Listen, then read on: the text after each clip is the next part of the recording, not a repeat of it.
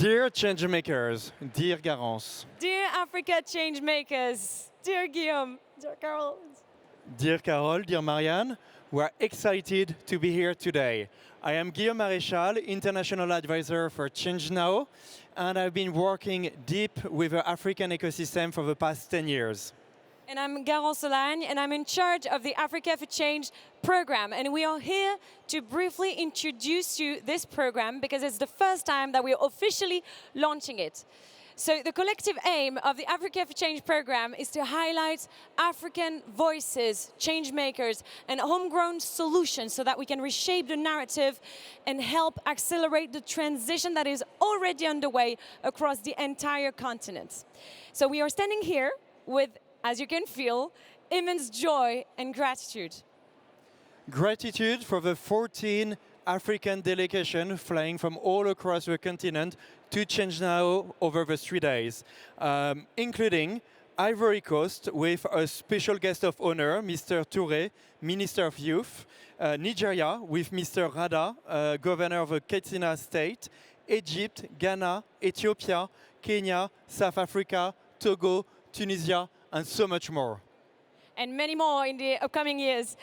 We are full of gratitude also for our partners, our co-initiators, Carole and Marianne, and most importantly, all our friends in the room, because this is a collaborative masterpiece in the making, and we don't do it alone, and that is the message that we want to deliver today.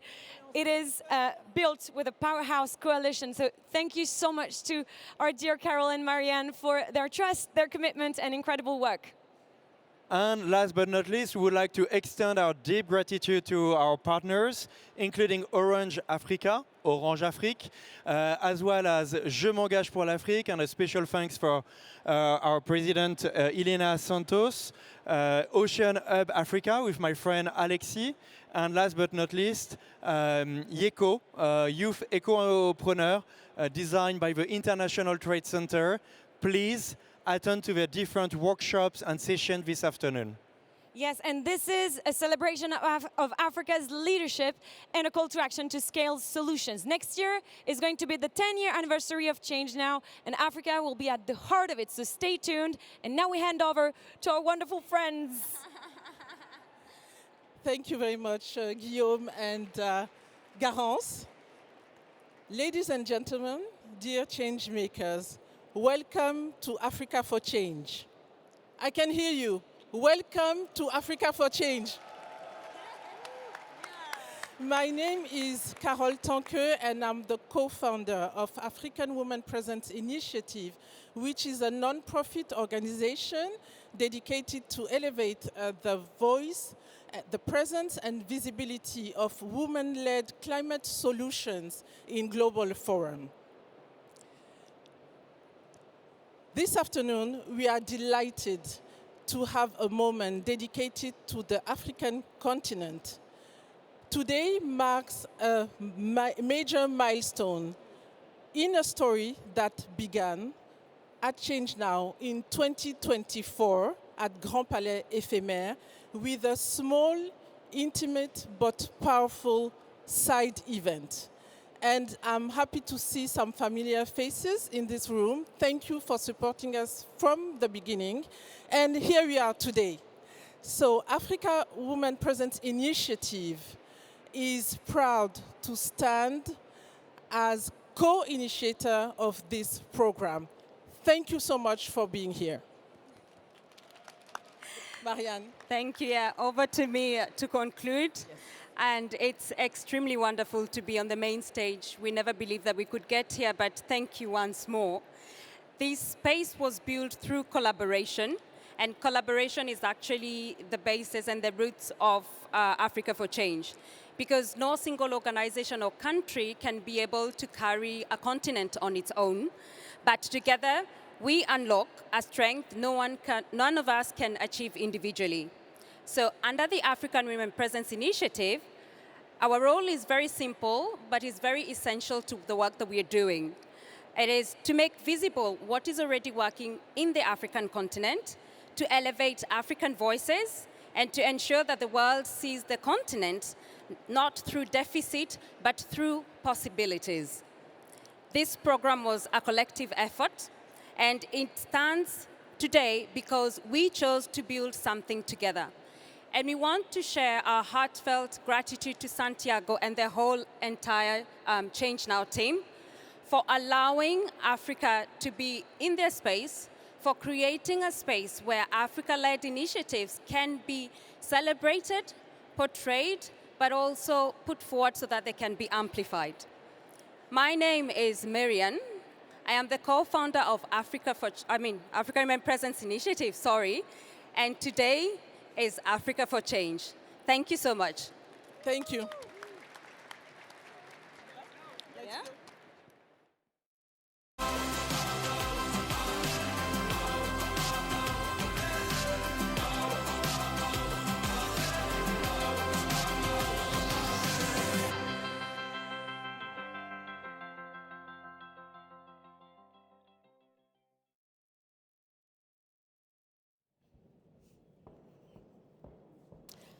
Hello. Good afternoon, everyone. Thank you so much for joining us today. My name is Fatou Jeng, founder of Clean Air Gambia and empowerment manager of Plan for the Planet Foundation. And I'll be your moderator today. We're here at ChangeNOW, one of the world's most important stages for solutions to some of the most challenging issues of our time. And for the next 75 minutes, this stage belongs to Africa. Now, let me tell you why this session is important. Africa contributes less than 4% of global greenhouse gas emission, according to the African Development Bank. Yet, we are the continent, or one of the continents, hit harshest when climate disasters occur. Climate Policy Initiative had shared that only 23% of our climate finance commitments are actually met. And we need to quadruple this amount by 2030 for us to be able to achieve our own climate finance needs. A world had reported that women contribute or consist 62% of our agricultural workforce. Yet, in 2024, in sub-Saharan Africa, 64% of the population experienced food insecurity, according to FAO. And women were 11.2 million times more affected by women. And on the blue economy, Africa Business had reported that Africa sits on nearly 47,000 kilometers of coastline. And our blue economy is estimated or valued at almost $450 billion annually. These are not just numbers. And our Africa fishermen, our farmers, our researchers, our educators, and our practitioners are already finding solutions to some of these problems. They are leading. And our session today, Africa for Change, the better future we continue shaping together. And the word continue here is very crucial because we are no longer waiting for a sit. We are building our solutions. We are building our innovations. And for the next minutes, we are going to be hearing from experts who are working in this sector. And I will start by welcoming our keynote speaker today, a young person who is a climate leader and an activist from Kenya, the founder and CEO of Green Generation Initiative, who was recognized as Time 100 Most Influential and also received the OGW, commonly known as the Order of Grand Warrior, from the President of Kenya. Please welcome me in joining, or please join me in welcoming Miss Elizabeth Watuti from Kenya.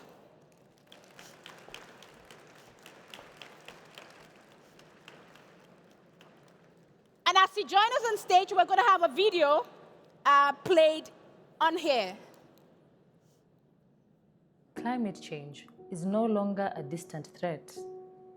It is here in the landscapes around us. in hills once covered with trees, now left bare, in rivers that no longer flow as they used to, in communities feeling the strain every day. But within this challenge lies an opportunity to restore, to rebuild, and to rethink how we live with nature. At Green Generation Initiative, we are restoring ecosystems and empowering communities through nature-based solutions. In schools, we are doing more than just planting trees. We are teaching the young people how to grow and take care for them, turning school compounds into greener, cooler, and more productive spaces.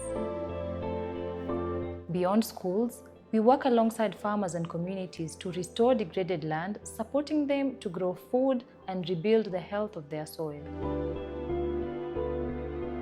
Across landscapes, from forests to water catchments, we are protecting the natural systems that sustain everyday life. And along the coast, we are working with women and young people to restore ecosystems and rebuild livelihoods.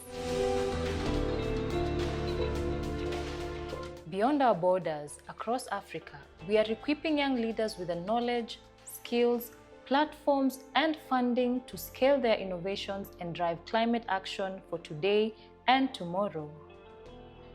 Climate change is not just an environmental issue. It is a food issue, water issue, and a livelihood issue. That is why we invest in people. Each tree we plant is not just an act of restoration. It is a commitment to resilient ecosystems, food security, and a future where people and nature thrive together.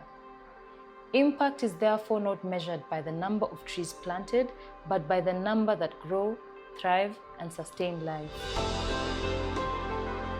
Together, we are restoring landscapes, strengthening communities, and growing a greener, more resilient future.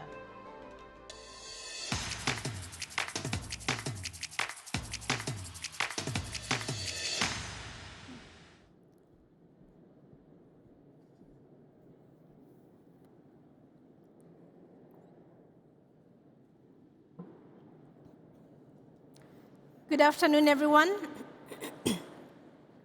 So my keynote today, thank you so much, and thank you so much, Fatou, as well, for the wonderful introduction. My keynote today will be highlighting why it is critical for the African continent to be recognized and positioned as a leading force on transition-related issues around the world. My name is Elizabeth Wathuti. I am the founder and the CEO of the Green Generation Initiative. Let me begin by addressing a narrative that continues to shape how Africa is perceived, especially in global conversations on climate and development. Africa is often framed as slow and always needing to go through international intermediaries and support to catch up.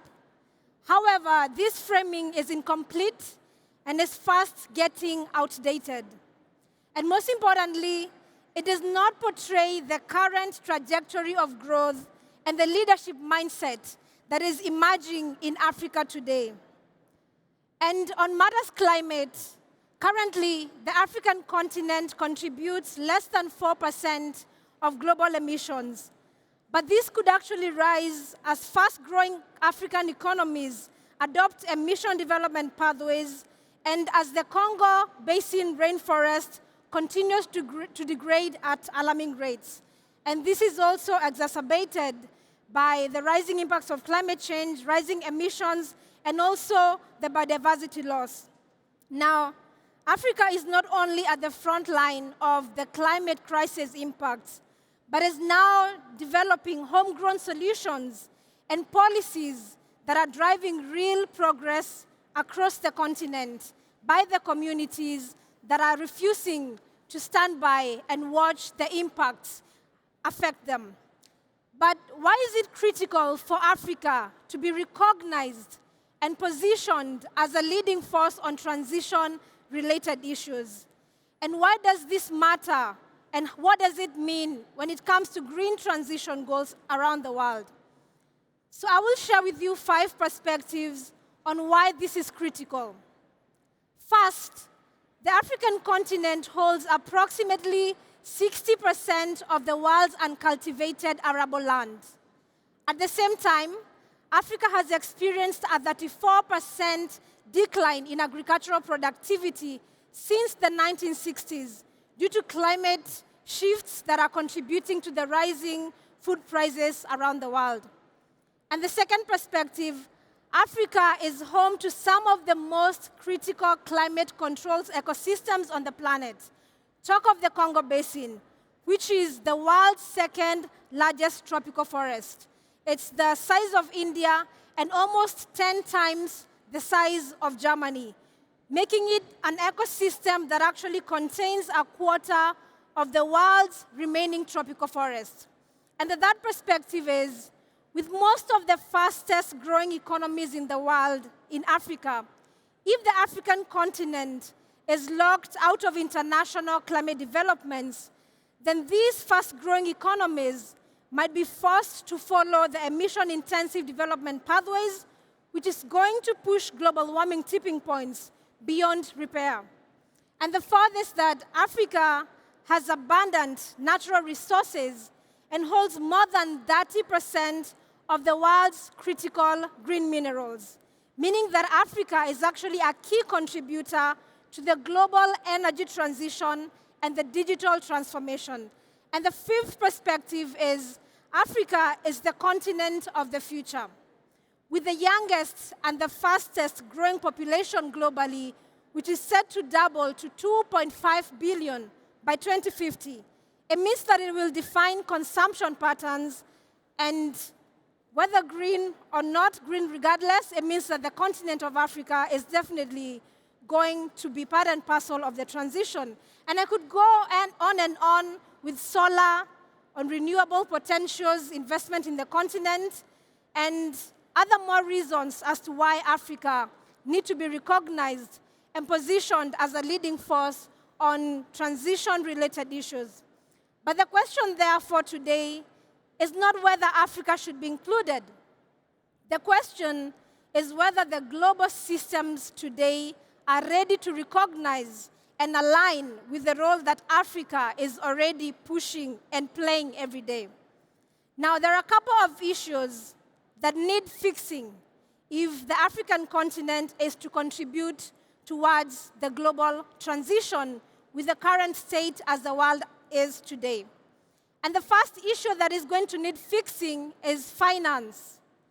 The global investment and financial flows have for a long time favored the countries that are traditionally high emitting, and these are the largely developed countries.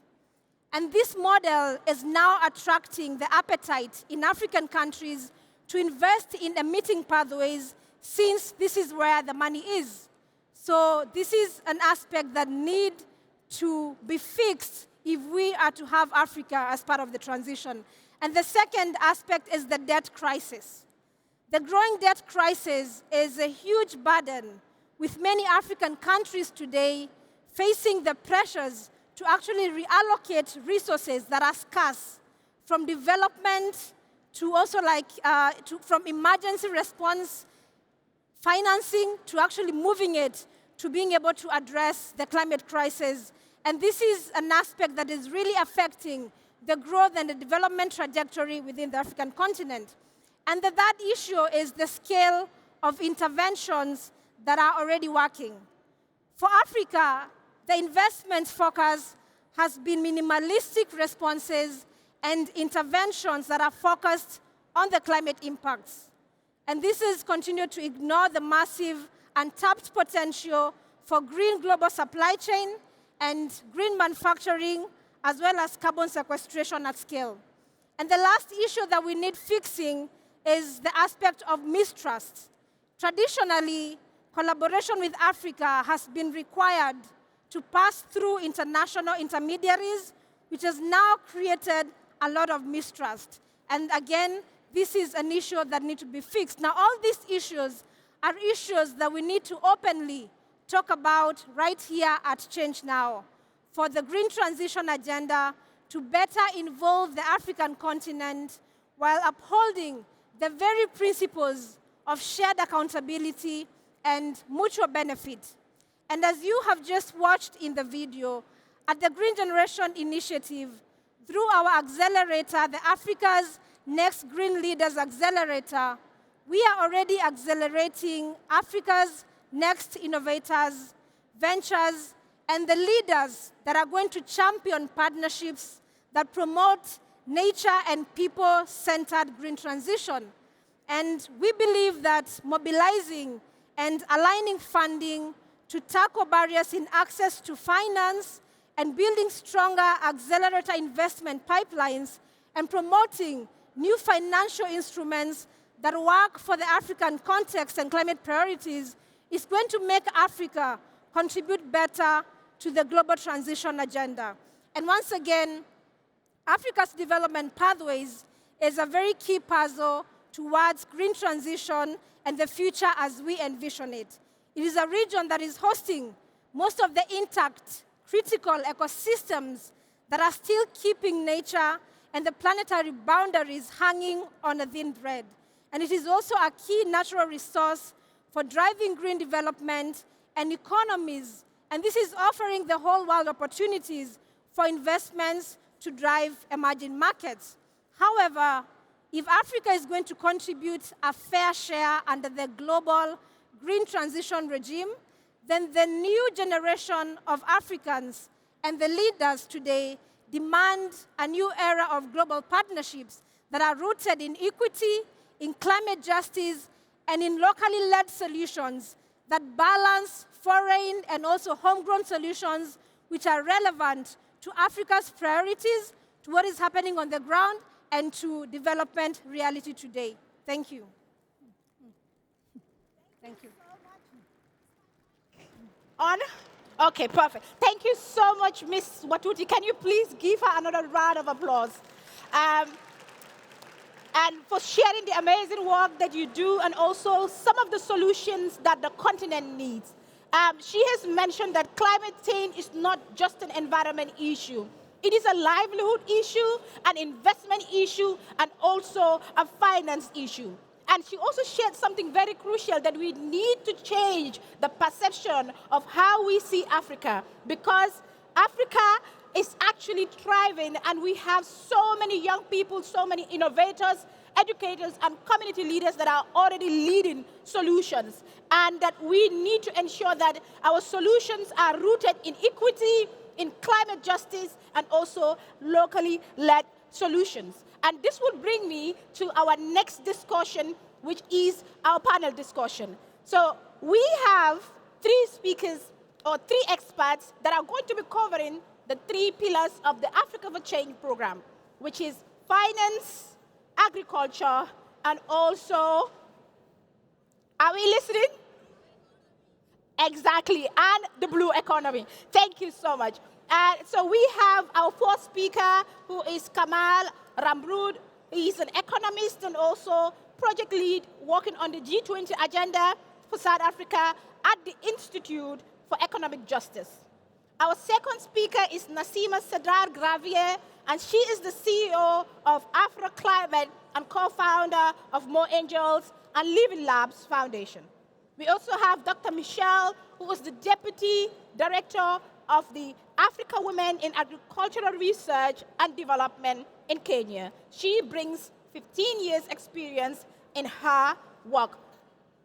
Please join me in welcoming our three speakers. And also, Jens, I see you.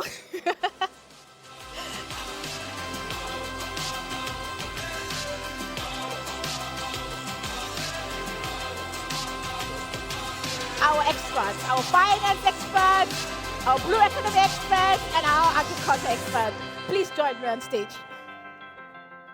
Thank you, Kamal. Feel free. So, I will start with Kamal. There's a very popular saying in the civic space in the Gambia whenever we are calling for accountability and transparency on the issue of climate finance. We say, follow the money. So let's start with the money. Kamal, Africa receives only 23% of our climate finance, especially for what it needs to implement its own commitment. You work directly on the G20 agenda for South Africa. What structural changes in the global finance architecture would most shift that number? Thank you so much, Fatou, and thank you everyone for being here. I know it's a very busy program, and so we're very honored that you've chosen to come to our session, so thank you for being here. I think when we think about the international financial architecture, for most of us, we kind of just switch off. That's for the financiers and it's for the economists, and it's not for the rest of us. But in fact, the financing of the transition is probably one of the biggest barriers for African countries. And when we think about the international financial architecture, we need to think about three main things that we can all relate to, right? The one is money, the other one is tax, and the third one is debt, right? So when we think about money, one of the big barriers has to do with international liquidity, right? Or international assets held by the IMF, right? And one of the big problems that we're facing with this international money or liquidity in the IMF is that it's based on a quota system. And the quota system has a complicated formula, but the point of the quota system is that despite developing countries needing the quotas the most, needing the climate finance the most, Africa, for example, only gets 5.6% of the total quotas that are offered by the IMF in times of crisis. And so we have a situation where there's 992 billion US dollars worth of special drawing rights or IMF money that's sitting idle, okay? And in the last crisis that we faced, for example, in the COVID-19 crisis, these quotas or this money was distributed highly in a really unequal way. And what happened was the countries that got most of the quotas were the ones that didn't need them, right? The Germanys of the world, the France of the world, the OECD countries. And one of the things that happened was those countries committed or promised to rechannel that money from the IMF into developing countries. And the promise was a promise of 100 billion US dollars.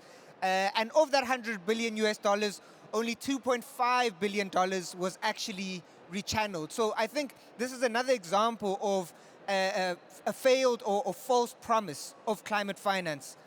And one of the things that needs to happen is a restructuring of that quota system in the IMF, right? So that's the first thing on money.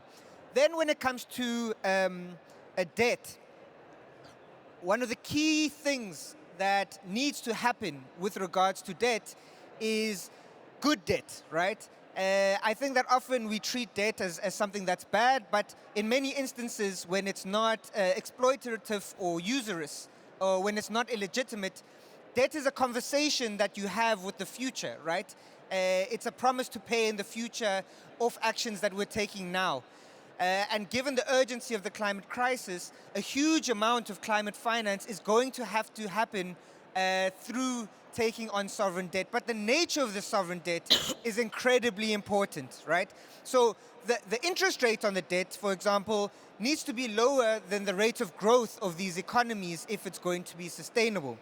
It needs to come without conditionalities that constrain the ability to invest in public infrastructure, to invest in social spending, to invest in sustainable infrastructure and in people.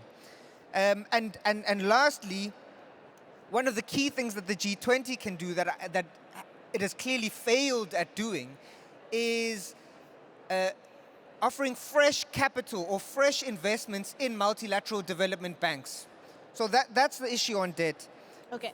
Finally, on taxation, right? I think that this is an area in which the African continent is really robbed blind, to put it bluntly. Capital flight and illicit financial flows illicit financial flows are things like trade misinvoicing, tax evasion, and corruption. These things that channel a legitimate tax income from the African continent is going out, right? And it's being lost. And this comes up to about 88 billion US dollars worth of money. So, you know, if you put that together, there are adequate resources. Africa is a resource-rich continent, but the rules of the international financial architecture are robbing it of its rightful resources. Definitely. Thank you so much, Kamal. You really mentioned very critical issues that Africa is a continent with rich resources, and we really need to do away with some of the architectures and structures in terms of international climate financing. And you mentioned really crucial issues, especially doing away with the quota system and also the issue of the interest rate on finance to be reduced. So I will come back to you because obviously finance is definitely something crucial. So I will move on to our next speaker and to just ask on the issue of who is being left out of the flows. We talked about finance. So who is really being left out of the flow? Africa's blue economy is valued at up to $450 billion dollars annually, according to the African business. And yet, we have coastal communities, often the last to see those benefits. So what does a truly just and African-led blue economy actually look like to you? Thank you, Fatou. Good afternoon, everyone. It's a pleasure to be here and to present the voice of Africa. I think before answering the question about economics, it's important maybe to remind the importance of the ocean. Every second breath that we take comes from the ocean, thanks to the phytoplankton that are really creating the oxygen. The famous oceanographer Sylvia Earles even said that no blue, no life, no blue, no green. If we look also at the African continent and why Africa is so important, you've mentioned, Fatou, in the opening that today the emissions are only representing 4%, but in 2050, in 25 years, the African population will represent 25% of the global population. So if we don't make sure that this economic growth is made in a sustainable manner, Africa itself can really just disrupt all the effort that we are really trying to do to maintain below the 1.5 degrees. So the third thing, it's about the $450 billion, which is a big number. I think it's very important to mention that these figures, in fact, are extraction. It represents fishes that are taken out of Africa to other countries. It also represents oil drilling. It's representing all the vessels that are going across. So for me, when we mention about a more just blue economy, it should be an economy that is not extractive, but that is an economy where we redefine the value. Where we're bringing the value is that money really benefiting the communities. And also, instead of using expression to say that we should have them as beneficiaries, it's maybe to have them as co-designer to also be part of the solution. Indeed. Thank you so much, Nassima. As you've mentioned, we need to ensure that we are not seeing the communities as just beneficiaries, but co-designers of these solutions. And you mentioned something very critical that, you know, every single breath we take comes from the ozone, and that there is no blue life without the ozone, and no blue and no green. And we need to ensure that there is economic growth and also systematic change, especially on the issue of our blue economy. Dr. Michelle, I mentioned in my intro how women constitute 62% of the agricultural workforce, and yet women are the most impacted when it comes to food insecurity. I just wanted to ask, what is the most urgent systematic fix in terms of the challenges women in the agricultural sector actually face? Thank you so much, Fatou, and thanks for having us. Good afternoon, Africa. We are very happy to be here today. I don't want to talk about a systemic fix. I want to talk about systemic shifts, because we want to think positive. We want to think engagement, and we want to think moving from the challenges to the possibilities. The data you've cited is very critical because when we think about food security in Africa, it's not just a problem of agricultural production or productivity. It is most importantly a question of justice and equity.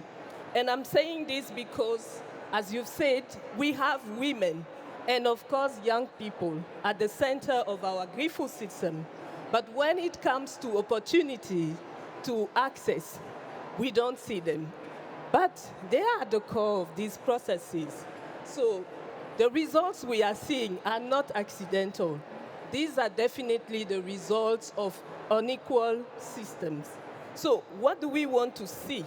For me, it's really how we are treating these structural inequalities in a way that we place equality and intergenerational, I want to insist on intergenerational justice at the core of this agri-food systems transformation. And I'm seeing two things here. The first thing is really the possibility for Africa to move from commitment. We make a lot of commitment to actual implementation, and that this implementation be accountable, that we create these mechanisms that help us see the change that we want to see. The second thing, it's definitely about how we want to invest in delivery systems that will unlock the potential of young people, young women in the continent.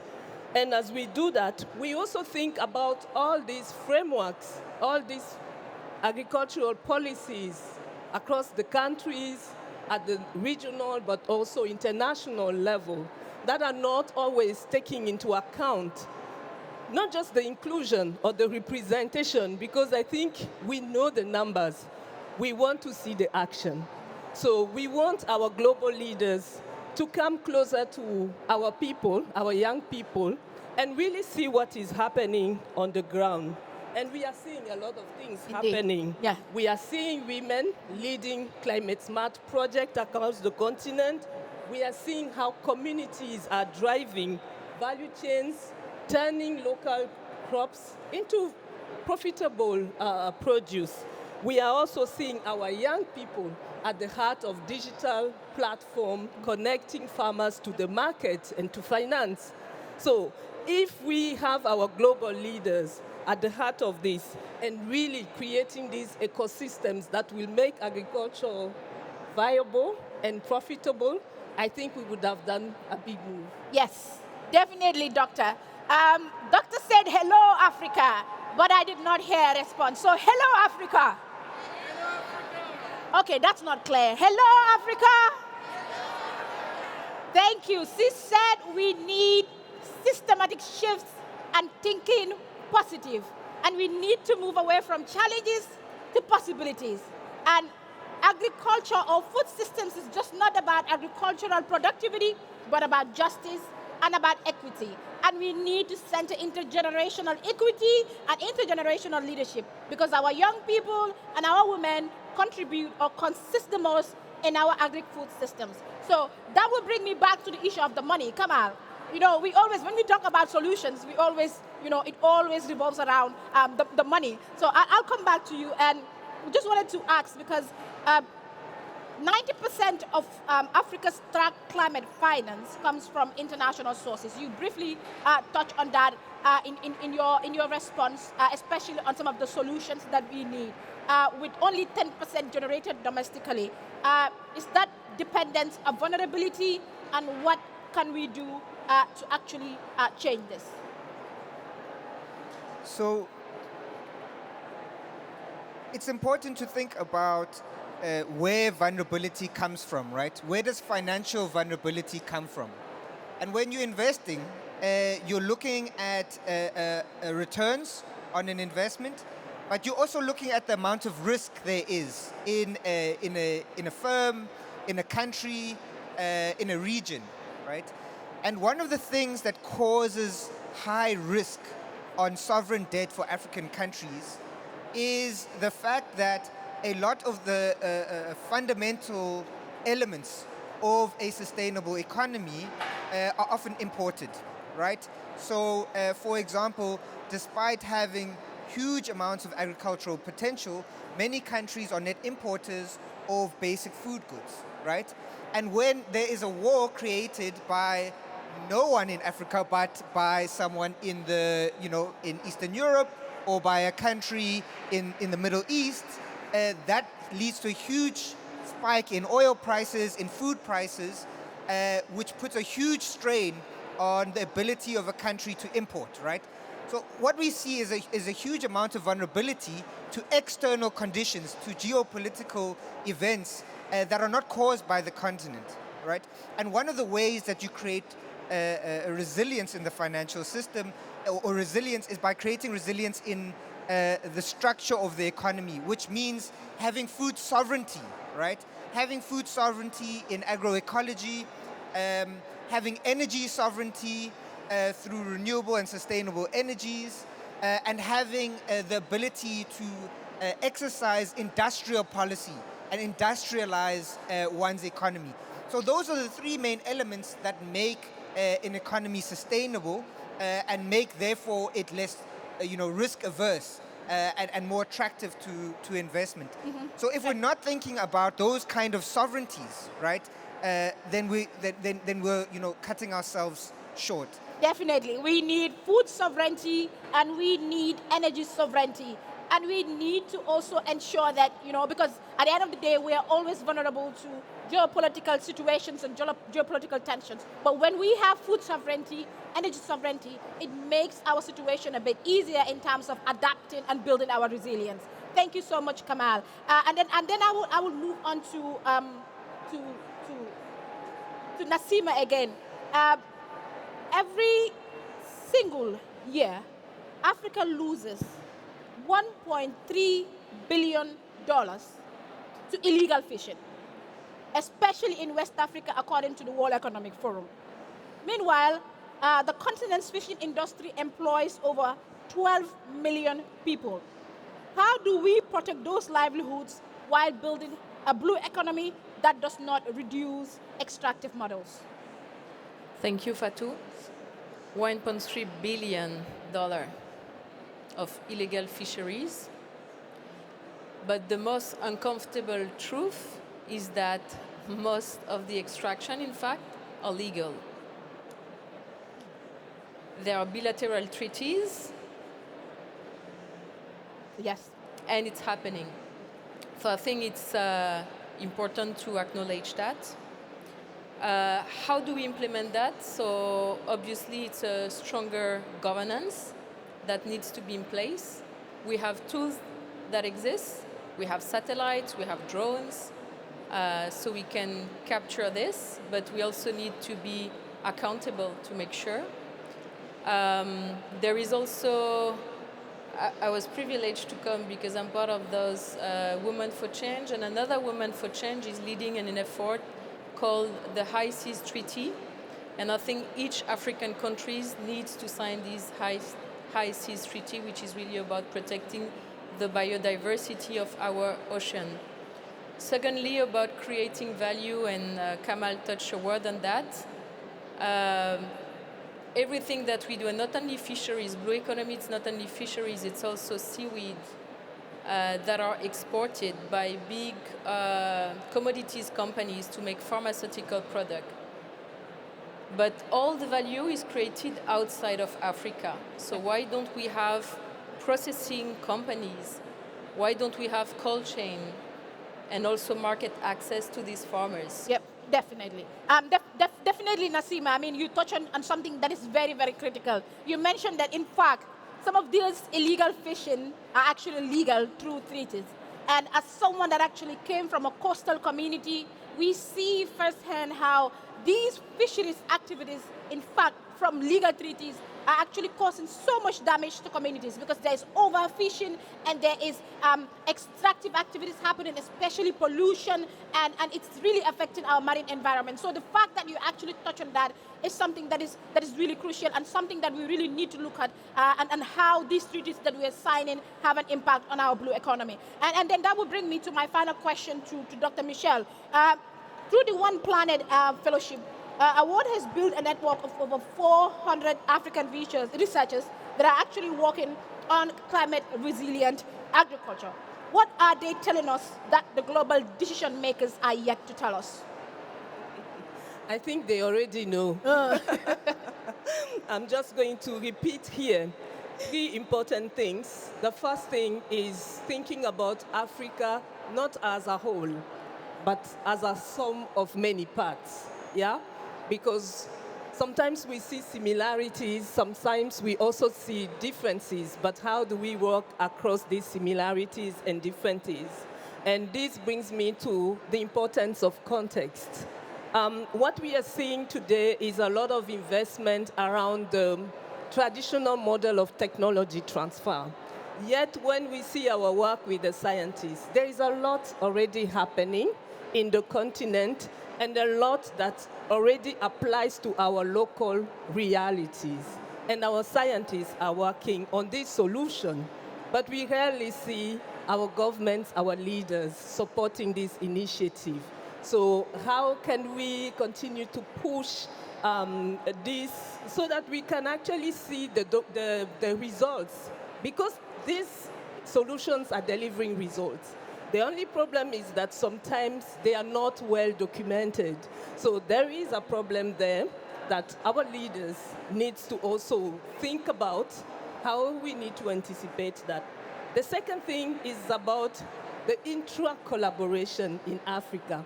We are seeing similar issues in different parts, but scientists will not always know each other. Yeah? So we are pushing them to continue working across the borders, across the sectors, sharing their knowledge in different networks. And thirdly, and I'm looking at Kamal, investment. Not the one-off investment, but the long-term investment that will help us see the real change on the ground. Definitely, long-term investments that will see or that will help us see real changes on the ground. And we need to stop seeing Africa as a whole, but at least as a sum of many parts. And we obviously need to support locally led climate solutions and build inter-collaboration between different researchers so that there's more visibility and more recognition that we are doing, especially with the innovations that we're bringing. And please join me in thanking our speakers for this panel discussion because our 3 experts have really mentioned really crucial things, that the answers actually exist and the innovations exist, the research exists, and what we need is actually resources and the structures to ensure that we are catching up and building our resilience as a continent. So please thank our speakers for the panel, for sharing really incredible things that they're actually doing. Thank you so much to our speakers. Thank you.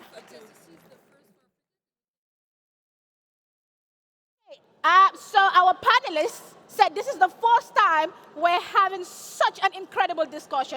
And they wanted to take a selfie with the audience. Are we in? Let's say, Africa for change! Okay, now a selfie with all of, I'm not really good with the selfies, so okay. Okay, Nassima is gonna, I think half of the audience is in, but can we say, yeah! Okay, thank you so much.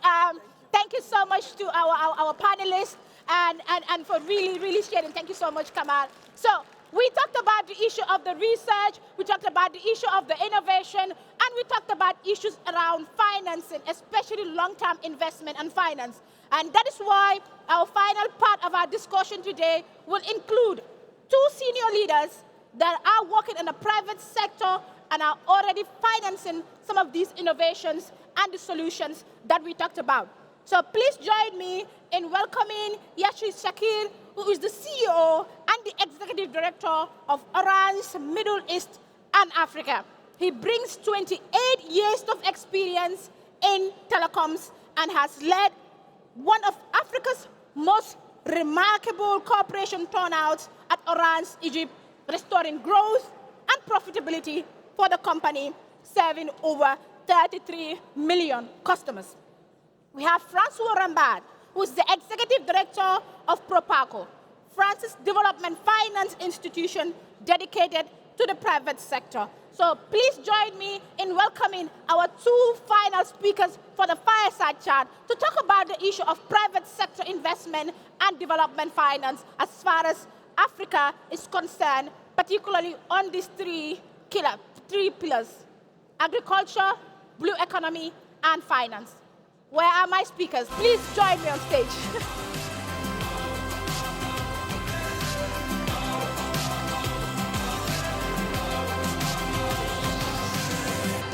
Thank you so much for joining us. Francois, please have a seat. Yassir, thank you. Nice to meet you. Oh, nice to meet you again.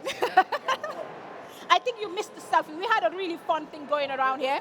We had a nice selfie with the audience. I'm not sure if we will recreate that, but you missed it. So I wanted to really start with Yassir.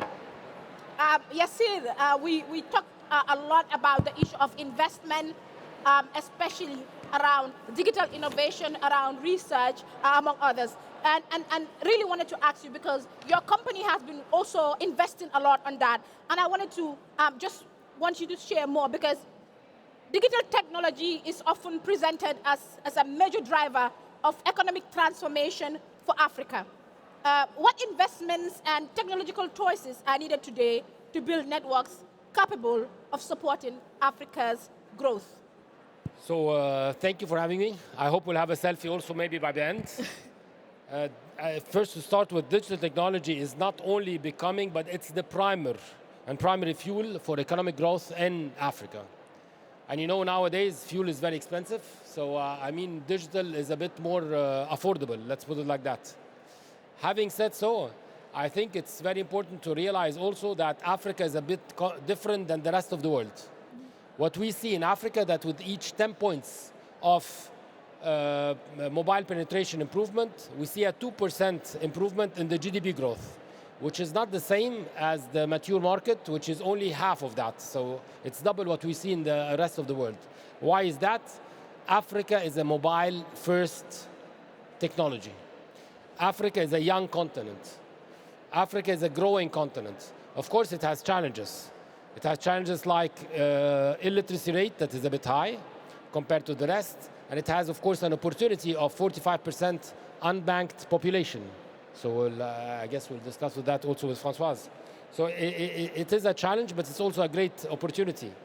And what we see in order to take this advantage is that you need to invest and invest and invest. Invest in connectivity, invest in data centers, invest in youth and people and talent, invest in everything that's around mobile and mobile financing, because again, this is a huge market. Today we have more than 45 million customers just using mobile financing and bank. We have a bank that we own in Côte d'Ivoire that is serving Africa. And we'll continue to invest also in everything that is related to e-health, to applications, local languages. You have to understand that Africa has more languages than most of the rest of the world. So you need to ensure that you have these local languages that are based on AI. I'm sitting by myself on the AI Council, which is on the African Union. And we do a lot of activities to ensure that we have the right level of local languages that are put in place.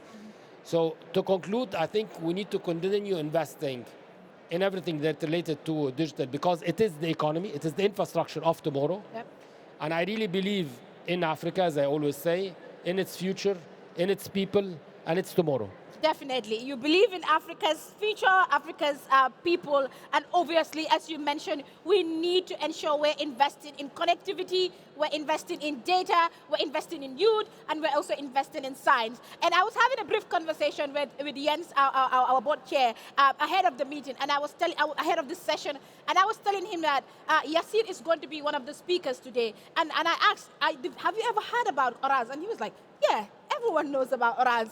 Because whenever I go to Senegal, I actually also use the Orange as SIM. So it's really great to also hear about what you are investing on and some of the things that we really need to invest more as a continent. And that would bring me to Francois. Francois, Proparco focuses on investing and mobilizing private capital for development in Africa. Can you talk us through how Proparco operates on the continent and what proportion of its portfolio touches the agriculture, the blue economy, and energy transition? And just a side note, I learned that you are also going to be participating in the Africa Forward Summit, which is happening this May in Nairobi, and you are a co-organizer of the Business Forum, and also Orange is going to be there as a participant. So I really want to really understand how we can invest and do more on these different sectors. We have mic issues. Yeah, sorry. Okay, back. Yeah. Thank you so much.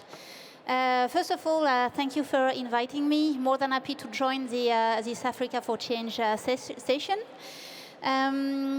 There are many questions in your question, so I will try to answer all of them, even partially. Let me start by saying or reminding you that Proparco and Africa is really at the heart of Proparco's strategy. We've been working alongside the African private sector for 50 years now. Through a large range of financial and non-financial instruments. And we've been active in many sectors like agriculture, agribusiness, blue economy to a lesser extent, and energy transition, but also many others, and including, of course, health, education, and digital infrastructure, even if Yasir is of course, better positioned than I am to talk about that. Proparco commits around between 1 billion and 1.2 billion euro per year on the African continent. When it comes to agriculture and agribusiness, Proparco focuses mainly on strengthening the agro value chains. We do that by financing local players, especially when it comes to increasing local processing capacities.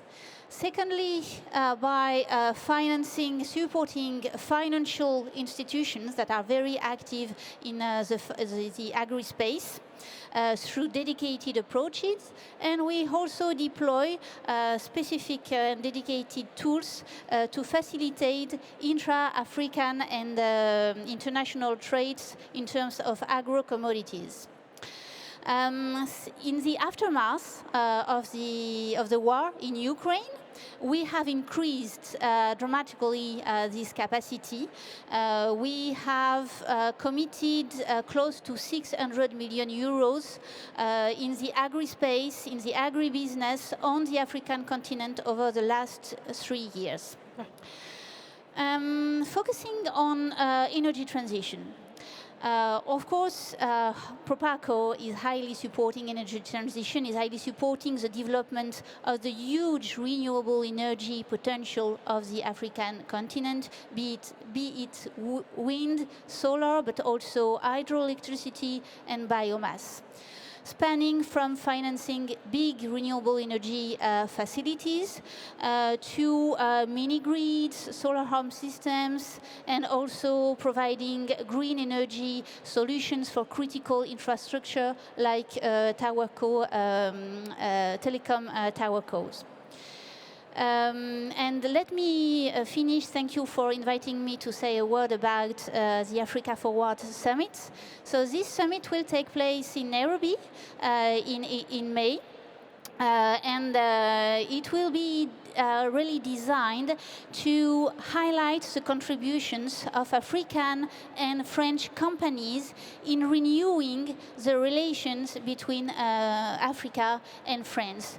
So Proparco is co-organizing the Business Forum on May 11th, and after that there will be a more political summit, and we are expecting around 2,000 participants, among which, of course, Orange. Thank you. Great. great. Thank you so much, Francois, for sharing that. And we really look forward to hearing more updates about the summit, but especially seeing young people part of the discussion and also some of the solutions that are going to be presented. And you also shared how, obviously, your company has been working in the continent for 50 years now, and how you have been able to facilitate tools, especially in inter-Africa Africa trades for African commodities, and how you are supporting the energy transition, especially through renewable energy support, among others. So it's really great to hear that, and also some of the other things that are also happening on the sideline. And that will bring me back to Yassir.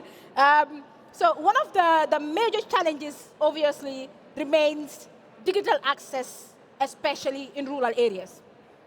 You've mentioned the issue of connectivity and the issue of data and the issue of science, and we obviously understand how this is a challenge in rural communities in Africa. How can we accelerate this connectivity to avoid a digital divide? I think this is a very important question. First of all, let's be very clear in technology. There is no one size fits all. You cannot have, let's give an example of cars. You cannot have the same, let's assume there is a bus, there is a 4x4 SUV, and there is a normal sedan car. And it's not the same use of the same. If you use a bus to go only have one person inside of it, it's not the right solution. Same if you take a Ferrari into a desert, it will not serve you a lot. So I think the best solution is that to understand that we have in technology many solutions. We have 4G, we have 5G, we have fiber, we have satellites. And the problem of access, and I like a lot the word access, because it's not only connectivity. Access is about connectivity, devices, and also ensuring that you have, in a way, the right level of application, everything that goes around it. So first of all, let's start by everything that we're doing on the part of accessibility. We ensure that we built more than 15,000 sites in the next coming 3 years, just to ensure that we have the right level of coverage in the areas. However, again, and building again on this, it's not only about coverage. The second point that is very important is to have the devices. Because a lot of people think that in rural, most of the customers that are not using mobile are not using it because they don't have coverage. On the contrary, we have 90% in our footprint of the population that are already covered. However, you have a big part of the population, close to 60% of the population, still did not use internet. So this means that, in fact, that most of the people, a big portion of the people who are not using internet are already covered. This means that they are not having the affordability to buy devices, to buy smartphones, and so on. This is why we work a lot with investment funds, with the devices provider, to ensure that they are able to access these devices, either through installment programs, through government to reduce the taxes, and so on. And then the third point that is very important is energy. I heard a lot today discussions about energy, but today energy is very important because if you don't have enough to charge your phone, you'll not be able to use the. So we're selling, in fact, kits that enable customers to use and to have electricity at their home. And today, we're proudly providing close to 1 million customers with this solution of Orly Energy. And again, maybe to give you some numbers about Orange, because you said we exist in more than 18 countries. We invest this year close to 1.5 billion euros only in CapEx each year, putting aside licenses, putting aside OpEx. We have a lot of human capital that we're investing in, and we continue to invest, to continue to invest in. We have over 180 million mobile customers. So again, it's a very big reach, and we're very proud to be in Africa. And the usage gap is today not really around coverage, it's more around everything that comes with coverage. So devices and also energy. Yeah. Indeed, thank you so much, Yassir, for highlighting that. Access is not just about connectivity, but it's also about devices. And the fact that you already have over 180 million mobile customers is something that is quite remarkable. And also the number of countries that actually Orange is already existing and providing support in these different sectors. So thank you so much for that. And I'll come back to you, Francois. So Africa receives less than 14 billion per year in adaptation finance against an estimated need of more than 100 billion. Kamal touched briefly on that, on the issue of the climate finance gap. What is the most credible mechanism today for closing the climate finance gap, and how do public and private sector actors divide the work? Thank you. I think that the climate finance gap is both on mitigation and on adaptation. But you're right, I think we, on the mitigation side, we have made good progress, even if we have to stay, of course, consistent and to renew our efforts on that side. But we've made good progress, especially by financing and supporting the deployment of new renewable energy capacities, but not only, also supporting energy efficiency and also greener industry on the continent and greener transportation. We also see in that space a good collaboration between financial players, not only public development banks, but also development finance institutions, commercial banks, and investment funds.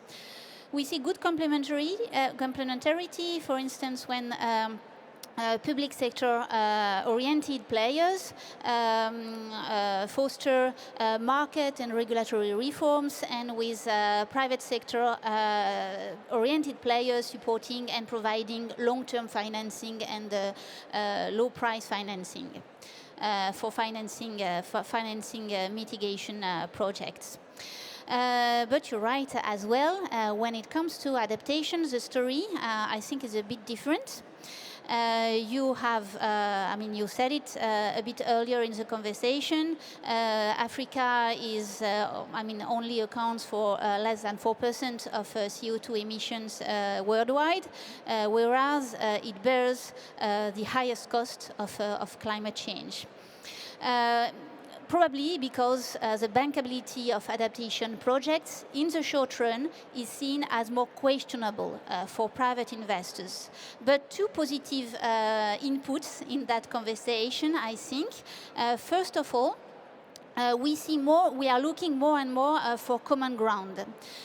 Common criteria, common frameworks. For instance, development finance institutions have launched an international partnership called ARIC, Adaptation and Resilience Investor Collaborative, to boost private investment in the adaptation and resilience space. Second element, we see growing awareness of climate risks in assessing credit risks. So it makes me confident that adaptation will be more and more seen not as an issue to be financed, but more and more as embedded in the credit process, and more as a mitigant to credit risks. Yeah. Definitely. Thank you so much, Francois. You mentioned how important it is that we have more private sector investment and involvement in not only climate finance, but also adaptation finance. Because we have few seconds to go. I would like you to think, I don't know how we can work on this timing, but 10 seconds for each of you. If you could ask one specific ask to everyone in this room here, whether a policymaker, an investor, or a change maker, what would it be? 10 seconds. Okay, 10 seconds. I would say, if not harmonization, at least convergence. Convergence of frameworks, regulations, to facilitate co-financing, to facilitate collaboration and coordination between financial players. Thank you so much, Francois. In 10 seconds, what do you have to say to everyone? I think she said it in a very nice way. I'll say it more blunt. We treat Africa as it is one, and it is not one. And we need it to be one. So we need to have this similar, at least convergence, as you said, on regulations. We need to ensure that we have the same rules somewhere or the other, maybe same taxing system. We need to, by way or other, ensure this. Africa is a young continent. It's not, as they say, it's not a segment where you sell for someone young. It is the market. So it is the future. So I really believe that with the AI that is coming and with all the investment, if we want to take it, we cannot have it in each country. Okay. We need to ensure that we have this framework in place. Thank you so much, Yassir and Francois. I mean.